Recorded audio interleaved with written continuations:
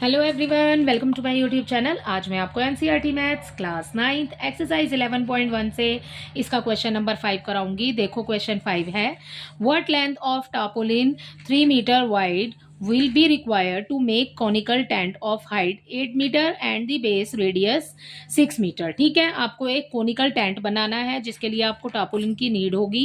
ठीक है, यहाँ पर आपको टार्पोलिन की लेंथ नहीं दी है, आपको यहाँ पर उसकी ब्रेथ दी हुई है 3 मीटर। ठीक है, यहाँ पर आपको इस कोनिकल टेंट की हाइट दी है बेटा, स्लैंट हाइट नहीं दी, हमें स्लैंट हाइट निकालनी पड़ेगी इस क्वेश्चन के अंदर सबसे पहले तो।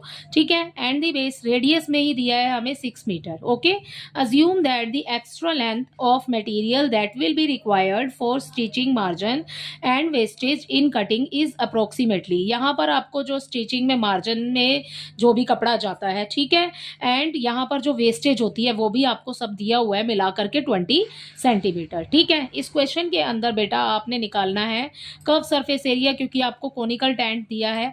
ठीक है, आपको इस टेंट को बनाने के लिए आपको बेस में जो टेंट बनेगा हमारा कितने टार्पोलिन की नीड होगी। ठीक है, एरिया ऑफ टार्पोलिन निकालेंगे और उसके बाद में हम निकालेंगे इस क्वेश्चन के अंदर अपना कर्व सरफेस एरिया। तो यहाँ पर सबसे पहले लिख लेते हैं एरिया ऑफ टार्पोलिन। ठीक है, ये हो गया हमारा area of tarpaulin is equal to curve surface area निकालना है आपने। तो ये बिल्कुल सिंपल रखेंगे बेटा। एरिया ऑफ टार्पोलिन, एरिया का फॉर्मूला क्या होता है, एल इंटू बी। ठीक है, सी एस ए निकालना है आपने, तो इसका फॉर्मूला क्या हो जाएगा, पाई आर एल। ओके, एल हमें नहीं दिया है इस क्वेश्चन के अंदर, तो हम एल को एज इट इज लिखेंगे। बी हो गया हमारा 3। ठीक है, हमें क्वेश्चन में 3 दिया हुआ है। ओके, नेक्स्ट देखिए आगे, पाई की वैल्यू बेटा आपको इस क्वेश्चन के अंदर दी है 3.14। ठीक है, आर क्या दिया है, आर हमें दिया है इस क्वेश्चन के अंदर 6, तो मैंने लिख दिया 6। एल आपको स्लैंट हाइट होती है बेटा, स्लैंट हाइट आपको इस क्वेश्चन में नहीं दी है, तो आप क्या करेंगे, आप स्लैंट हाइट निकाल लेंगे क्योंकि हमें इस क्वेश्चन के अंदर हाइट दी हुई है। स्लैंट हाइट निकालने के लिए क्या लिखेंगे हम, l square is equal to h square plus r square. ठीक है, अब आपको जो जो इस क्वेश्चन में दिया है आप वो रख लो। ठीक है, ये हो गया हमारा एल स्क्वायर, आगे आ गया क्योंकि हम ये निकाल रहे हैं स्लैंट हाइट। उसके बाद में एच स्क्वायर हो गया बेटा, एच आपको दिया है यहाँ पर क्वेश्चन में 8 दिया है, 8 स्क्वायर हो गया। आर हमें कितना दिया है, आर हमें दिया है 6, तो ये हो गया हमारा 6 का स्क्वायर। जब हम दोनों का स्क्वायर करेंगे तो 8 की मल्टीप्लाई 8 से करेंगे, 8 8 जा 64 हो गया, प्लस का साइन लगाया, 6 6 जा 36 हो गया। ओके, इक्वल आएगा, एल स्क्वायर आगे आ गया। ठीक है, अब क्या करेंगे, दोनों को कर दो आप प्लस, ये हो गया 100 इक्वल एल स्क्वायर। अब ये स्क्वायर में है भैया, हमें स्क्वायर में तो नहीं चाहिए ना, हमें तो एल चाहिए। क्या करेंगे, ये हो गया हमारा एल, ये 100 आ जाएगा अंडर रूट में।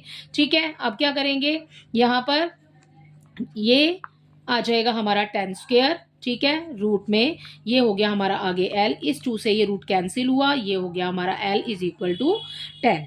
ठीक है, तो एल की वैल्यू कितनी आ गई है, 10। तो अब एल लिख लेंगे हम यहाँ पर, अपना स्लैंट हाइट लिख लेंगे 10। राइट, अब क्या करेंगे, अब देखो बेटा इसके अपॉन में कुछ भी नहीं है, तो इसकी मल्टीप्लाई इसके साथ होगी भाई, ये 3 नीचे चला जाएगा बेटा क्योंकि हमें एल निकालना है यहाँ पर। ठीक है, एरिया ऑफ टार्पोलिन निकालना है, तो ये वाला जो 3 है ये अपॉन में आ जाएगा इक्वल 3, ये वाला पूरा एज इट इज लिखेंगे 3.14 इंटू 6 इंटू 10। ठीक है, ये 3 आ जाएगा आपका नीचे। ठीक है, अब क्या करेंगे, क्योंकि जब इक्वल का साइन होता है ना बेटा, तो अपॉन में 1 मान के आप क्रॉस मल्टीप्लाई करेंगे। ठीक है, तो ये आ जाएगा हमारा नीचे। उसके बाद क्या करेंगे बेटा, यहाँ पर देखिए आपको डॉट में दिया है, डेसिमल हटाने के लिए क्या करेंगे, इनटू 100 कर देते हैं। ठीक है, अब कैंसिल कर दो, 0 से 0 कैंसिल हो गया। ठीक है, ये कट गया, 3 1 जा 3, 3 2 जा 6, ये आ गया 2, ये है अपॉन में हमारे पास 10, 2 1 जा 2, 2 5 जा 10, तो हमारे पास अपॉन में आ गया 5 और ऊपर ये वाले नंबर से डेसिमल तो हट चुका है। ठीक है, तो हमें क्या मिला, L is equal to 314 upon 5। अब क्या करेंगे, काट सकते हैं तो काट दीजिए। ठीक है, वहाँ ज़्यादा ऐसा हो जाता तो फिर ठीक है, मैंने अलग से ही लिख के कैंसिल कर रही हूँ इसको। 5 1 जा 5। ठीक है, आगे देखिए 5 6 जा 30 1 जो बचेगा आगे शिफ्ट हो जाएगा, ठीक है। 5 टू ज़ा 10 हो गया, ठीक है। आगे अब जो आपके पास 4 बचा उसके पीछे अगर हम 0 लगाते हैं, जब हम डिवाइड करते हैं, देखो डिवाइड करके समझ लो इसको, ठीक है। ये है 314 डिवाइडेड बाय 5, ठीक है, आपको इजीली समझ आएगा। 5 6 ज़ा हो गया 30, 1 बचा ऊपर से उतारा 4, ठीक है। अब हो गया 5 2 ज़ा 10, राइट। ये आ गया हमारे पास में यहाँ पर 4। अब डेसिमल लगाएंगे 0, उसको नीचे लिखेंगे, 5 8 ज़ा 40, ठीक है, क्रॉस। ओके, नेक्स्ट हो गया, ये आंसर आ गया हमारे पास में 62.8, तो ये हो गया 62.8, ठीक है। ये आपको दिया है बेटा मीटर में। ओके, यहाँ पर आपको जो वेस्टेज वगैरह बोली है ना, अब वो हम इसके अंदर करेंगे ऐड। वो कैसे करेंगे देखो, यहाँ पर हमारा ये आंसर आ गया। अब हम यहाँ लिखेंगे वेस्टेज। वेस्टेज जो हमें क्वेश्चन के अंदर दी है, यहाँ पर ये रहा, ठीक है। वेस्टेज इक्वल हो जाएगा, वेस्टेज भी दिया है एंड स्टिचिंग मार्जिन भी दिया है, तो वेस्टेज ही लिख रही हूँ यहाँ पर, इक्वल हो जाएगा 20 सेंटीमीटर। आंसर किस में आया आपका, मीटर में आया। तो जो ये वाला 20 है इसको लिखेंगे ऊपर, अपॉन में आ जाएगा 100, क्योंकि 1 metre is equal to 100 centimetre, ठीक है। तो ये आपको सेंटीमीटर में दिया है, तो सेंटीमीटर 100 नीचे लगा दिया हमने। अब क्या करेंगे, यहाँ पर आपको दो जीरो दिए, ऊपर से काउंट कीजिए, आगे डॉट लगा दीजिए, या 0 से 0 कैंसिल कर दीजिए, एक 0 बचा, तो ये हो जाएगा 0.2, ठीक है। ये हो गया आपका मीटर में कन्वर्ट। ऐसा हमने क्यों किया, इसको मीटर में कन्वर्ट करने के लिए। अब ये भी मीटर में है, ये भी मीटर में है भैया, ठीक है। अब आपको टोटल जो क्लोथ चाहिए, जो टापोलिन चाहिए आपको, वो कितना चाहिए, ये वाला जो 62.8 आया ना बेटा, इसके अंदर आप प्लस कर देंगे अपना 0.2, ठीक। जब आप इसको प्लस करेंगे, यहाँ पर करके देख लो, 62.8, ठीक है। डेसिमल के नीचे डेसिमल आया, इस 8 के नीचे ये वाला 2 आ जाएगा, ठीक है। आगे तो कुछ है नहीं, 0 0 आएगा भाई, ठीक है। 8 एंड 2 हो जाएगा हमारा 10, हासिल आ गया आपका ऊपर, ठीक है। ये डॉट लगाया एज इट इज, ये हो गया 3, ये हो गया 6। अब डॉट के पीछे वाले 0 की तो कोई वैल्यू नहीं होती, तो ये आंसर आ गया हमारा 63 मीटर। तो ये हो गया 63 मीटर आपका आंसर। तो ये हमारा निकला है बेटा L, ठीक है। L is equal to 63 metre, ठीक है। इसी के साथ आपका क्वेश्चन नंबर 5 कंप्लीट होता है। आई होप ये क्वेश्चन आपको अच्छे से समझ आया होगा। क्वेश्चन नंबर 6 देखते हैं। The slant height and the base diameter of a conical Tom, ठीक है। आपको यहाँ पर भी कोनिकल टॉम दिया है, तो आपको इस क्वेश्चन के अंदर बेटा कोनिकल जब भी आपको दिया है ना, आपको उस क्वेश्चन के अंदर CSA ही फाइंड करना है, ठीक है। यहाँ पर भी कोनिकल टॉम दिया है, आपको कोनिकल टेंट दिया था, जैसे कि हमने क्वेश्चन नंबर 4 में किया था, कोनिकल टेंट दिया था, यहाँ पर भी हमने CSA फाइंड किया था, ठीक है। क्वेश्चन नंबर 6 में भी आपको कोनिकल टॉम दिया है, और 25 मीटर एंड 14 मीटर रिस्पेक्टिवली, ठीक है। यहाँ पर क्वेश्चन के अंदर आपको स्लैंट हाइट दी है। स्लैंट हाइट पहले लिखा है, तो 25 जो है वो है आपकी slant height, and the base diameter में दिया है, आपको रेडियस निकालना पड़ेगा, ठीक है, वो है आपका 14 centimetre. Find the cost of white washing it's curve surface area, आपको क्वेश्चन में यहाँ पर दे दिया है, आपने क्या फाइंड करना है, कर्व सरफेस एरिया, ठीक है, CSA, ठीक है।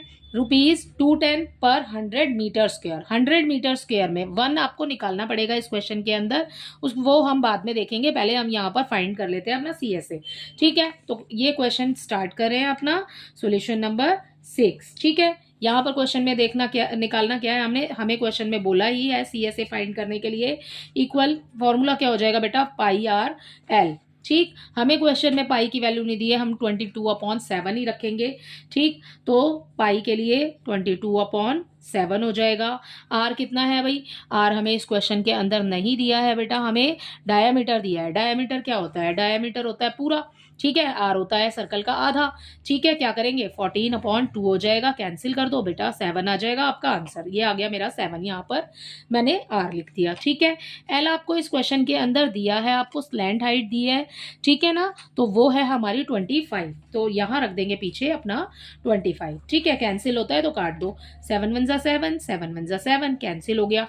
22 की मल्टीप्लाई 25 से कर देंगे, 22 की मल्टीप्लाई करेंगे 25 से, करके देख लेते हैं भाई कितना आ रहा है, ठीक है। 5 2 10 हो गया, 5 2 10 और 1 11 हो गया, 2 2 4 हो गया, 2 2 4 हो गया, ठीक है। 0 ये हो गया 5, ये हो गया 5, 550 आपका आ जाएगा आंसर, ठीक है। 550 ये आ गया आपका आंसर। ठीक है, अब क्या करेंगे, कॉस्ट ऑफ वाइट वॉशिंग, यहाँ पर आपको वाइट वॉशिंग के लिए बोला है तो यहाँ कॉस्ट ऑफ वाइट वॉशिंग लिखेंगे हम यहाँ पर क्वेश्चन में जो हमें दिया है। अब हम कॉस्ट ऑफ वाइट वॉशिंग निकाल रहे हैं बेटा। Cost of white washing, cost of white washing is equal to, ये जो आपको 550 दिया है ये रखा हमने इक्वल। अब देखो बेटा 1 मीटर के लिए आपको नहीं दिया है, यहाँ पर 100 मीटर स्क्वायर में दिया है, तो हम 1 मीटर स्क्वायर पहले निकालेंगे। तो क्या करेंगे, ये जो 210 आपको रुपीस दिए ये रखेंगे आप ऊपर, उसके बाद में 100 मीटर स्क्वायर आपने जो 100 दिया ना वो रखेंगे हम अपना नीचे। अब क्या करेंगे, ये वाला जो 550 है ना ये इसके पास आकर के मल्टीप्लाई में हो जाएगा। ठीक है, तो क्या करेंगे, यहाँ पर ये जो 210 है हमारा ये हो गया 100 इंटू ये हो जाएगा ये वाला 550। आप इसको यहाँ ना लिखिए, ठीक है, ये वाला लिखा मैंने। 1 मीटर निकाल रहे हैं क्योंकि हम ये अपॉन में आ गया।